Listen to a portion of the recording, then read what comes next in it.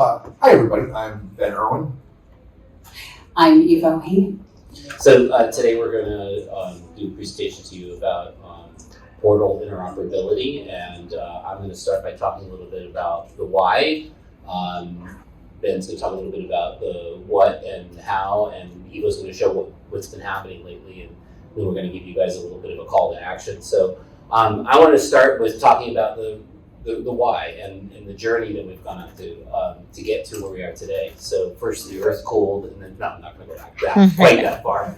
But actually around 300 BC, the Greeks developed a system that we know today as latitude and longitude as a way to create a standard reference on maps. And this was critical to the evolution of modern Earth as we know it today, because with this kind of a reference design, and map makers were able to progressively create more and more accurate location references to the actual Earth and enable people to travel from point A to point B and circumnavigate the globe ultimately. So a lot of what we're going to be talking about today is sort of based on the sort of thinking that we want to allow individual human beings to navigate from one place to another. If we go a little further along in time, in the late 60s, the ARPANET reached a point where there was over 600 servers that were constructed together to sort of, develop this first version of what we now think of as the internet. And at the time, the developers realized that they needed some way for allowing the content on these different services to be addressable in a consistent way. So they began this process, which evolved into Tim Berners-Lee creating an RFC 1738, which was the Uniform Resource Locator, or URL. And the idea behind this was to really kind of get into the weeds about how we could utilize a standard design for accessing a domain, and then locations within domain, and ultimately, as it evolves, allowing for additional information to be attached to the URL, so that we could navigate to specific places within a page on a specific website in a specific domain. And so this idea is really important to keep in mind, not just because of the concept of the URL, but also to understand the acceleration that this created, because with the release of this standard in HTTP and HTML, we were able to then quickly move on to the implementation of the Mosaic browser. In fact, the work that Mark Andreessen did on Mosaic was based directly on Tim Berners-Lee's references. And this is important to understand. In November of 1992, there was only 26 websites on the internet. Unbelievable, right? By August of 1995, over 10,000 websites. So just in the first 3 years, with the implementation of the Mosaic browser, which was quickly replaced by Netscape Navigator, we saw that the amount of websites went dramatically, and then from there into 1998, millions of websites, 26 to 10,000 to millions. And we're at that point now. We're at this place where we have 26 metaverse platforms, or a few hundred of them, right? What is it going to be like when generative AI and the enabling development tools come to place, and everybody can build an interactive 3D metaverse experience that is as easily done as we go into WordPress today to build a website? And that's coming really fast, like faster than you can imagine. I made a comment a few years ago that whoever builds the equivalent of WordPress in the metaverse is going to be a trillionaire. And that was, I think, an accurate statement to make. And I still think there's a lot of disruption that's going to happen in that space. I'm kind of surprised the WordPress guys aren't all over it, because I would be. Anyway, so this is the important point that I wanted to use to sort of start the conversation about why the three of us, and Neil and some others, went on this journey to create the MetaTr versal initiative. What my passion is about, I lived through this era. I'm old enough to say that I lived in the pre-internet era and worked on online systems from 1979. And so I lived through the challenges and the benefits of what we have today as these standards. And argue to you that the reason why we're here is to kind of give you a wake-up call to the importance of us addressing this. So, yeah. Hi, everybody. I'm Ben Erwin, and with this team of fellows here, Terry and Evo and Neil, back in 2021, right on the day after Mark Zuckerberg declared the metaverse and changed the branding from Facebook to Meta, we actually the next morning had a event called Meta Davos, and we got together a bunch of industry leaders to talk about portal interoperability, because the need to get from one place to another shouldn't necessarily be limited by the platform that you're in. And so we got together with Neil Trevett and we arranged that first event, and that led to a succeeding series of events, one of which was last year at AWE. We had a play with 17 cast members, many of whom are in this room, and we had this event to sort of demonstrate this. We were performing this crazy XR stunt on stage, but since then we've been doing portal crawls, which is actually to demonstrate the ability to move between platforms, which at this moment is rather limited. And that's sort of the crux of why we're doing this, is because we want to see past those limitations, and we want to advocate for cooperation between parties who are stakeholders in this, hardware and software vendors, application developers, and to what Terry was talking about with the importance and the significance of the hyperlink and the growth of the web. This is that significant to the growth of the metaverse. So before I continue, I do want to thank the Khronos Group and the Metaverse Standards Forum for having us here. And I didn't come here to plug this, but Terry just said about whoever built the Metaverse for WordPress for the Metaverse. I'm actually working on the Metaverse for WordPress, because I think that the install base of 400 million websites as the ability to have an open source platform to be able to put assets in and then deliver the paths to that through an API is a no-brainer. And instead of taking the approach of having distinct experiences built, let's repurpose the web as we already have it and incrementally work towards that. So what we're here to talk about here is how do we get there with this? So, we're going to finish with a call to action, but the process of going through this is very limited. We haven't fully demonstrated or flexed into the ability to perform what we call MetaVerse traversal, hence the name MetaTr versal. We had originally called it Meta Davos until we ran that by the World Economic Forum. And we're like, not so much. But so we called it MetaTr versal, and we had this series. And in that time, at the very first event, Chris Madsen, who's sitting here, Chris and Ryan Engel from Golf Plus, Chris from Engage, actually had this working in September of 2021, where it's more than just walking into a portal yourself and going to another place. That's cool, but what's cooler is when you can go through it with other people. And so what Engage and Golf Plus demonstrated is that you can go through with multiple people. So one of the initiatives is the VR charity golf tournament that Sophia Mashasha, Chris Madsen, and Richard Ward and I have been doing for the last couple of years, is to have a VR charity event. But what really made that special was the ability to jump from the Engage platform into Golf Plus. Now, sadly, this is one of the only actual implementations of this that we've seen. So the MetaQuest has the destination or deep link and destination API. And so you're able to use that platform to construct this, but this is a operating system level thing. So in order to achieve metaversal traversal, the APIs need to be developed for all the platforms. And if you go and you read the documentation on the destination API, then what you get is an image of Golf Plus. And so I'm delighted that that's still there, but at the same time, it's kind of sad to me that, a Golf Plus logo is the poster child of probably the most important thing that we can do with the metaverse to this day. So I we'll save the call to action till later, but I'm going to turn it over to Evo now because she's got some sort of practical things to talk about in terms of how we get there, as well as a review of what we've been doing. And so, Evo. Sure. I got this mic. Oh, and I had this all I know. double echo there. You're doing great.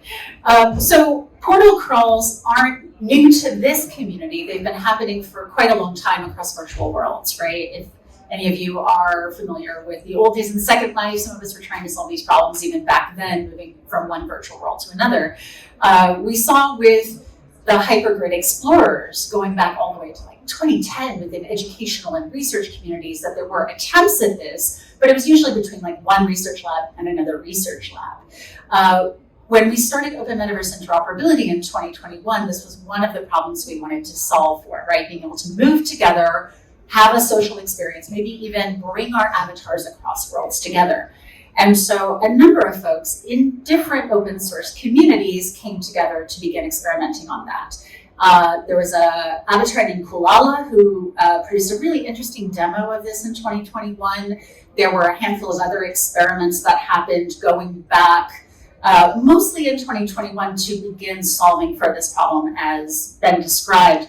Since then, there have been portal crawls both in open source communities. The last one was 2 weeks ago, and I would love to see if we could get the video working, but I'm not sure it's going to work. We have about 4 minutes of video for you, and if it doesn't show, we'll try and put it on the web for you. But the portal crawl we did 2 weeks ago included, I believe, 6 platforms. So that's Croquet here in the room, that's HyperFi, On Cyber, Hubs, and Ben, you're going to have to help me fill in a gap here because I think I've forgotten the platform at least. When we do these portal crawls, these are basically communities that choose to get together and solve for a problem together. So we're just going to show you this way, since we can do that. Technology for the win. So you can imagine portal crawls, getting 15 people to go and do something together on the 3D internet is about as hard as herding cats is. And so what you're going to see in this footage is we're jumping through different communities. Over a period of 60 to 90 minutes, we might jump between 3, 4, 5, 6 different platforms, both open source and places like what we've described earlier. So that includes independent communities, that includes open source communities, that includes museums and galleries, that includes festivals and events, and then being able to move smoothly across them. This particular experience, I think we had 14 to 16 people for most of it. And each of us had a slightly different experience because some people were in VR. Athena, I think, was in VR. I was on a mobile phone from the Google parking lot. So we were testing across interfaces, across user experiences. Some of these portals are two-way portals, meaning you can go back and forth. Some are one-way portals. They are all basically, as been described, in the sense of a deep link that you can then move, and in some cases even see what you're moving toward. So there might be a preview on the other side of what that world is about to show you. So we might go into Croquet and do some live coding together, and then we might jump into an art gallery and do something completely different and fun, and then we might go to a 3D world where we can design together and build a 3D asset that we can then export. And why we do this is in part to understand how each platform best operates, whether it's unique conditions, what are the affordances, what are the capabilities. Obviously, Croquet is unique because it's open source, but you can code in it. So you'll see CodeFrau here, and CodeFrau was sharing with us how you can do that work. We then went to Nowhere, where we're in video form instead of an avatar form. So Ben and CodeFrau and others were able to amplify themselves to be very large and use the affordance of that in order to engage the community. So this is not the first or the last portal crawl. I want to say we've done at least half a dozen over the last year, some in smaller communities, some larger within the MetaTr versal broader group. You can join the Discord if you want to participate in these. We do try to let people know when they're happening. We try to make them fun and social because that's really the goal here. This is experimentation to figure out how we can move together effectively, whether you are open source, whether you're a researcher, whether you're a holder of a large platform, maybe you're thinking about smart glasses and AR. The goal is to make this work no matter what type of interface you're describing. So we're going to talk about next steps. And next steps includes all of you because this is a collaborative work in progress. So our next stage of development is really about inviting you to participate in the experiment. And that is bringing together communities and bringing together collaboration across communities. So currently, MSF has, I believe, 4 different working groups that touch on aspects of MetaTr versal. That's asset interoperability, digital identity, avatars, UX. All of those elements need your participation. So if you're interested in exploring that, jump into an MSF working group. Currently, there is no MSF working group working specifically on this piece of the puzzle. Right. And there might need to be. There might need to be an overarching effort. And we don't know exactly what that needs to look like yet. So this is an opportunity to begin shaping that with the greater community, whether you're at W3C, IEEE, Khronos and MSF, Open Metaverse Interoperability, or within your own groups. Exactly. We want the working groups to work together to form a community of people that are focused on this issue. And we want to look at the best practices that we've learned, looking at the deep linking mechanisms, as Ben mentioned, the destinations API, and the travel with functionality on the Quest, but there's other good practices that we see on mobile devices today. And we want to take that as a sort of starting point and accelerate it deeper. So we have, like for us in the 5G community, we think of precise positioning, right, as a way of getting a more accurate physical location of where the user is on the Earth. GPS only tells me, lat long kind of information. It doesn't tell me elevation. It doesn't give me enough of a precision so I can actually co-locate AR, digital content properly against the physical geometry of the space that they're in. And so we need this kind of more evolved, more in-depth spatial version of the URL that allows us to kind of create a really great way of sort of teleporting, just like in Star Trek, directly from, the pods to a specific place on the planet, right? We need this kind of capability. And that touches on a talk that's happening a little bit later on that Keyframe, who was in these videos, is giving on mapping the metaverse. So I would recommend getting over to this 5 o'clock talk where if you're thinking about a navigation system for the metaverse, mapping is one of the essential elements. We need to know how to get there, and then we need to know how to get there together. And that's in Ballroom B, right? C. C. Ballroom C. Ballroom C at At 5 5. o'clock. Keyframe is mapping the metaverse. And by the way, I want to thank Julian Reyes for providing us with a lot of links. He's got a GitHub repo that has an actual, list of metaverse platforms that are being tracked, and we actually use that to help construct the last portal crawl. And so, to what Evo was speaking about, I want to say it again, is the different working groups within the Metaverse Standards Forum are touching on different pieces of it. And so those 4 that we identified are assets, digital identity, or avatars, and the UX. So these are all 4 working groups that are working on specific aspects of it. And at the very beginning of this, and it was actually, Neil's words, famous, the Constellation of Standards that it will take to achieve the metaverse is kind of, what began this, conversations with Terry and Evo evolved into what this group became. And it is, I think, an approach that would be very interesting is rather than having a working group on this, but sort of have a squad that's talking in between them, because it's the pieces of the puzzle that sort of need to fit together, because no one of those groups is going to solve it. Right. But it needs to be solved, and the sooner it's solved, the less friction there's going to be in achieving MetaTr versal. And I'll close with saying that the goal here is immersive traversal, so that you can go from one immersive experience to another without breaking immersion. With your clothes on. With your identity intact, without having to log in, without all the different pieces of that, to be able to just jump through there. And so at the second Polys, XR Women actually demonstrated this probably for the first time by jumping from VR land into the XR Women Museum in Frame. And so, Karen and Julie and Sophia are here, and they actually pulled this off and did this stunt. And like the Engage example, still sort of stands alone. Like, this is something that we should be doing often, and that's what we're here to advocate for. So we'd love to see cooperation. That's why we started this. And so please talk to each other. Like, let's get this done. Thank you. We're